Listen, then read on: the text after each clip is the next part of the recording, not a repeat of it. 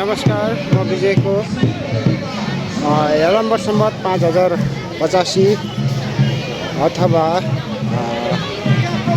2082 सालको उभौली सेवाको उपलक्ष्यमा बरास क्षेत्र नगरपालिका किरात राई आयोखा वडा नम्बर 6, 7, 8 वडा कार्य समितिले आज 2082 साल जेठको 6 गते भव्य रूपमा साकेला पर्वको आयोजना गरेको छ। आजको यस सुखद घडीमा यो भिडियो हेर्ने सम्पूर्ण मेरा आफन्तजनहरूमा लगायत मसँग जोडिने सबैमा हार्दिक मङ्गलमय शुभकामना व्यक्त गर्न चाहन्छु। र आज यहाँ हाम्रो 6, 7, 8 किरात राई आयोखाको आयोजनामा एउटा सिल्ली प्रतियोगिताको आयोजना गरेको छ। र यसै क्रममा आज हामी बडा क्षेत्र नगरपालिका किरात राई आयोखा 1 र 2 कार्य समितिको तर्फबाट हामी यहाँ सहभागिता जनाइरहेका अवस्था छ। र यसमा हाम्रा थुप्रै हाम्रा कलाकर्मी, हाम्रा सिरी टोलीका हाम्रा ससाना भाइ बहिनीहरूदेखि ठुला जवान भइसकेका हाम्रा सिलो नृत्यमा सहभागी नानीहरू यहाँ उपस्थित भइसक्नु भएको अवस्था छ।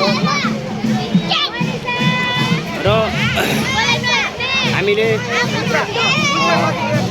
यहाँ आज प्रतियोगितात्मक सिली कार्यक्रममा सहभागी हुनेछौँ। र त्यसका लागि हाम्रा ससाना नानीहरू आफ्नो सिली प्रदर्शन गर्नको लागि तयारी हालतमा हुनुहुन्छ। र आज यसरी विभिन्न स्थानबाट इस्टेरी, छिमेकी जिल्ला उदयपुर जिल्लाको बेलाका नगरपालिका रामपुरबाट पनि यहाँ सिली प्रदर्शनीको लागि उपस्थित हुनुभएको छ। र यसरी आज हामी विभिन्न स्थानबाट वडाबाट लगायत विभिन्न स्थानबाट आउनुभएका हाम्रा सिली प्रतियोगितामा सहभागी प्रतिस्पर्धी हाम्रा नानीहरू आज पक्कै पनि एउटा प्रतिस्पर्धा उठेर उत्कृष्ट सिली प्रदर्शनी गर्नुहुनेछ भन्ने मैले विश्वास लिएको छु। र आज यहाँ निकै नै लागिरहेको छ बजार। यो एउटा मेला, यो उत्सव हो। उत्सवमा हाम्रा थुप्रै भाइ बहिनीहरू सहभागी भएर सिली प्रदर्शनीको लागि तयारी हालतमा हुनुहुन्छ। त्यसै गरी अहिले तपाईँले सिली माङ्पा अनेक पाइला देख्न सक्नुहुन्छ। सिलिमाङमा सिलिमाङहरू सामूहिक रूपमा तस्बिर खिचाउँदै गरेको अवस्था रहेको छ। र हामीले यो सिलीमा सहभागी भइरहँदा हामीले यो सिलीलाई मात्र हामीले ध्यान दिएका छैनौँ कि हाम्रा पुर्खा, हाम्रा सांस्कृतिक सामग्रीहरूको पनि प्रदर्शन हामीले गर्न लागिरहेको छौँ। र यहाँ हामीले हाम्रो सांस्कृतिक प्रदर्शनी स्थल यहाँ तपाईँले देख्न सक्नुहुन्छ। यहाँ हाम्रो किरात समुदायको पुर्ख्यौली घर तथा सांस्कृतिक सामग्रीको स्टल चतारा भनेर यहाँ देख्न सक्नुहुन्छ।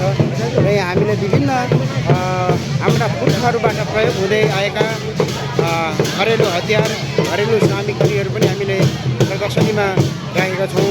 र तपाईँले देख्न सक्नुहुन्छ सिप्री भन्दो रहेछ यो हाम्रो भाषामा। सिप्री यो माछा राख्ने भाँडो, त्यसै गरी मोहला, यो चाहिँ गोरुको मुख बान्ने मोहला, त्यसै गरी हलुड, यो हलुड हो। र चाहिँ जुवामा लगाएर यो हलोलाई तान्ने काम गर्दछ उसले। त्यसै गरी अर्को कुकुरी हाम्रो पुर्खाहरू हतियारको रूपमा प्रयोग गर्दै गर्नुभएको यो कुकुरी, त्यसै गरी हलो र जुवाको तपाईँले देख्न सक्नुहुन्छ। हलो र जुवा हाम्रो पुर्खाहरूले प्रयोग गर्दै आउनुभएको हलो जुवा। त्यसै गरी हामीले बाँड, जस्तै बाँड हो, जसले हाम्रा पुर्खाहरूले एउटा शिकार खेल्ने माध्यमको रूपमा बनाएर यो बाँडको प्रयोग गरेर मैले भनेको कि यहाँ आउनुपर्छ, हामीले त्यत्रो सामग्री लिएर हुँदैन, यहाँ हेर्नुपर्छ भनेको छु मैले। होइन हेर्ने यहाँ हाम्रो पुर्खाहरूले प्रयोग गर्दै आउनुभएका 8 जना आएर हिजो आज धनुष काँड धनुष तपाईँले देख्न सक्नुहुन्छ। त्यसै गरी हाम्रो पुर्खाली सामग्रीमा पिरा हातले बुनेको पिरा, त्यसै गरी नाङ्लो सबै हाल है। नाङ्लो र त्यसै गरी यो पिरा यो हाम्रो पुर्खाहरूले आफ्नै हातबाट मर्मत गरेर यो बजाइने एक किसिमको यो बाजा हो, निकै नै पुरानो बाजा बिना हो। त्यसै गरी हाम्रो पुर्खाहरूले आफ्नै दिमाग लगाएर र कपाल कोर्नेको रूपमा बनाएको बाँसको यो आफ्नै हातबाट निर्माण गरिएको यो काइयो भनिन्छ यसलाई, काइयो। त्यसै गरी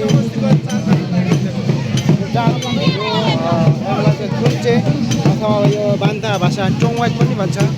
यो हाम्रो विभिन्न बिहे लगायत विभिन्न शुभ कार्यहरू गर्दाखेरि हामीले आफ्नै हातले बुनेको यो थुन्चे यसरी यो हाम्रो पुर्खाहरूले बोकेर हिँड्नुहुन्थ्यो।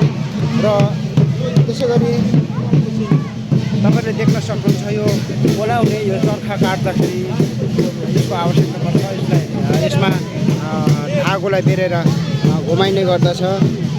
र त्यसै गरी यो मुस्ली भन्छ यसलाई, यो मुस्ली देख्न सक्नुहुनेछ। त्यसै गरी अर्को यो ओखलमा चिक्क मुस्ली राखिएको अवस्था रहेको छ। त्यसै गरी यो पुरानो यो हाम्रो बाँसुरी, यो बाँसुरी देख्न सक्नुहुन्छ। यो पुरानो बाजा यो पनि हाम्रो पुर्खाहरूले आफ्नै हातबाट मर्मत गरेर यो बाँसुरीको प्रयोग गर्नुहुन्छ, बाँसुरी। त्यसै गरी यसलाई सोठे अथवा फुवारो फुके, यसलाई विभिन्न भाषाबाट यसलाई चाहिँ विभिन्न शब्दबाट चिन्ने गरिन्छ यो पुर्खौली सामानमा यो फुके। त्यसै गरी तपाईँ देख्न सक्नुहुन्छ यो डालो, हाम्रो पुर्खाहरूले यो डालोमा अनाज उत्पादन गरेपछि यो डालोमा राख्ने अथवा यही डालोमा राखेर रातोमा पिस्ने र ओखलमा कुट्ने काम गर्नुहुन्थ्यो हाम्रा पुर्खा अग्रजहरूले। त्यसै गरी यो जुन बेला नापतौलको विकास नहुँदाखेरि हामी यसरी मानवको युज गर्थ्यौँ। यो पनि आफ्नै कला, मौलिक कलाबाट निर्मित माना। त्यसरी हामी यो मानाको माध्यमले माना अथवा पातीको माध्यमबाट हामी किनबेच गर्ने गर्दथ्यौँ। यो हाम्रो पुर्खाले त्यसरी गर्नुहुन्थ्यो। र त्यसै गरी यो निकै नै पुरानो चाबीको आविष्कार नभएको अवस्थामा हामीले यो भोटे ताल्चाको प्रयोग गरिन्थ्यौँ। सोही भोटे ताल्चालाई पनि हामी यो प्रदर्शनी स्थलमा हामीले यो लेआउट गरेर राखेका छौँ। त्यसै गरी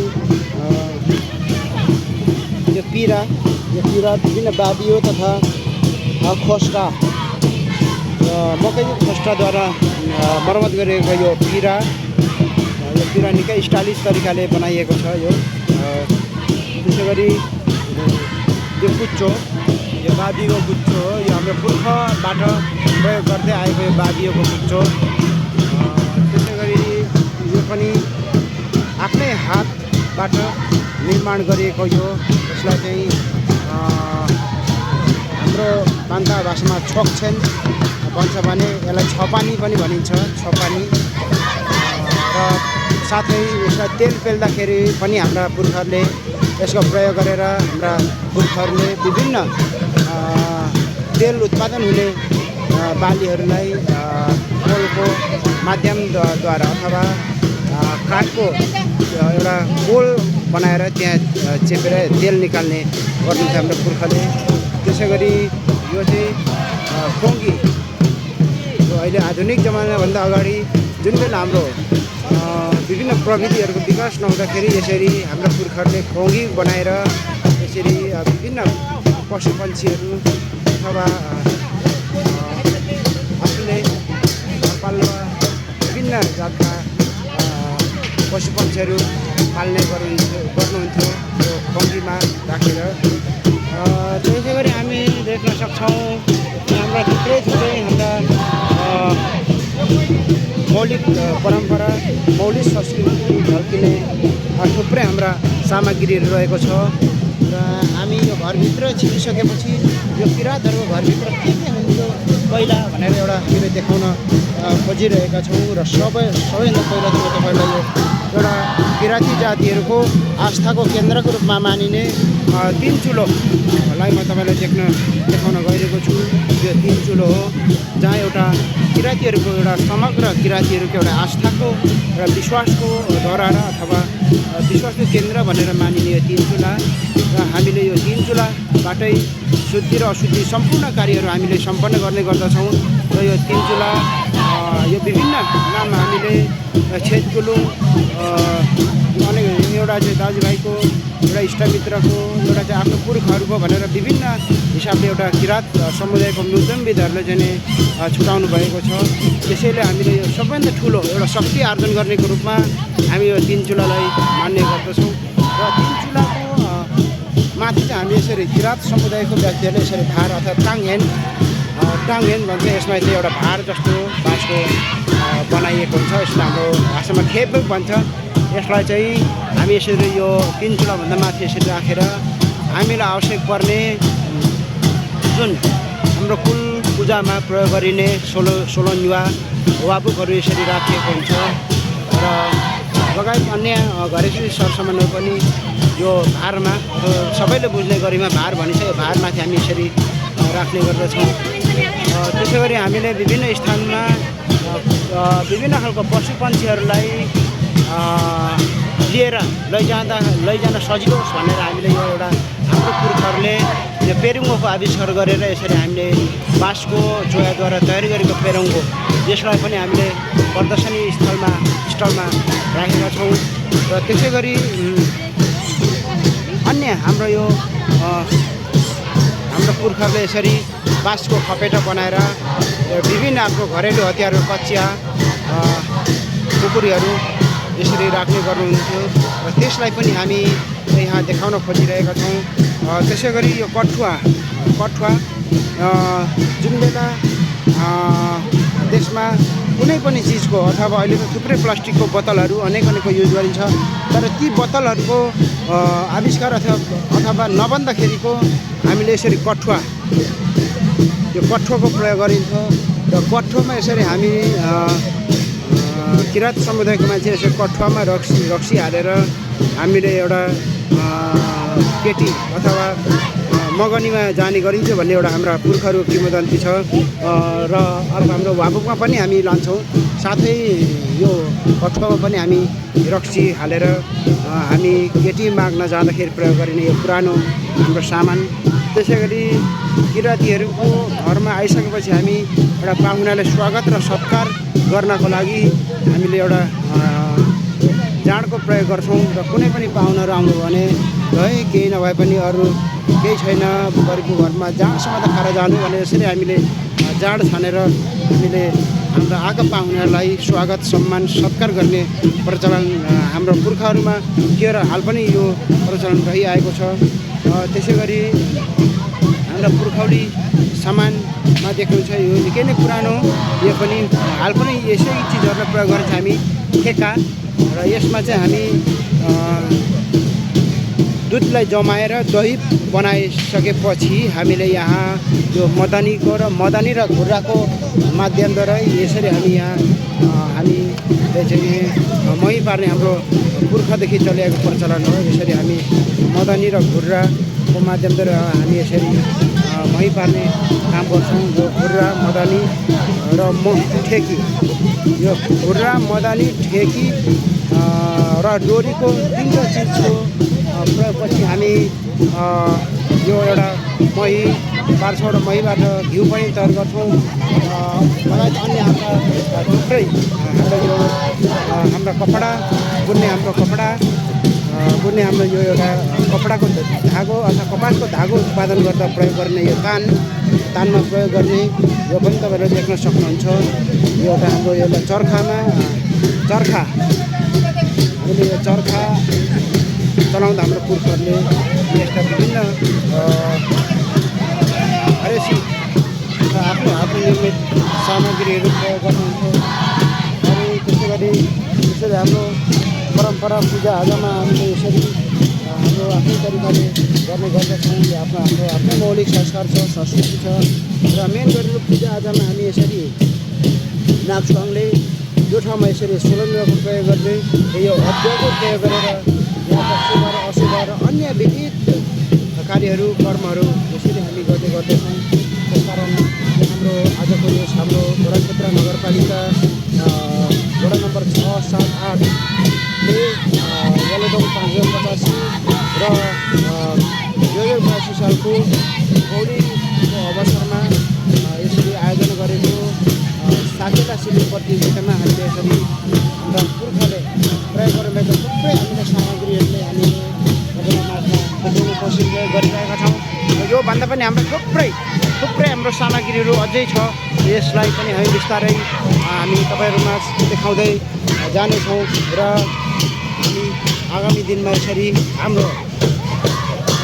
हामी सिडी मात्र नाच्दैनौँ, हाम्रो संस्कार र संस्कृतिको विषयलाई पनि हामी उजागर गर्दै समयमा हामी सबैले सबैकोमा एउटा चेतना पुर्याउने, चेतनाको विकास गर्ने उद्देश्यले एक र दुईवटा कार्य समितिले पनि आफ्नो व्यापक रूपमा आफ्नो अभियान सञ्चालन गरिएको छ र यसरी हामी हाम्रो संस्कार संस्कृतिलाई संरक्षण गर्दै हामी सम्पूर्ण किराँत दाजुभाइ तथा दिदीबहिनीलाई एक गोलबद्ध बनाएर हामी बिचको एउटा सद्भाव छ, संस्कार छ, संस्कृति छ। यी संस्कार र संस्कृतिलाई एक ठाउँमा जोड्दै हामी आगामी दिनमा अगाडि बढ्ने नै छौँ भन्ने एउटा प्रतिबद्धता राख्दै यो छोटो भिडियोबाट म विजय पनि बिदा हुन चाहन्छु र यहाँ म यो भिडियोलाई म पक्कै पनि जोड्ने पनि बिचबिचमा जोड्दै पनि लाने नै छु भन्दै जसलाई भने म अरूको मागबाट बिदा हुन चाहन्छु। नमस्कार, सेवा, जय किराँत।